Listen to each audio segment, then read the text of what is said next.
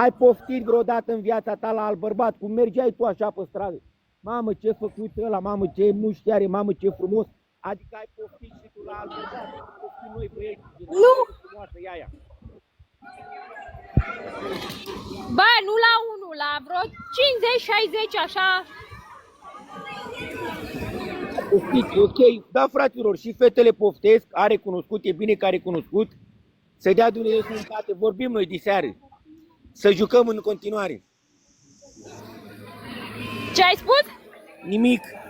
Doar despre meci aici, să jucăm. Mi-ai spus că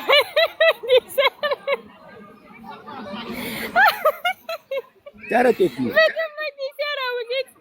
Dacă mai vezi cu stânga-dreapta, de nu o să-ți trebuiască ție să ții ochii așa ca să vezi că o să fii un faț.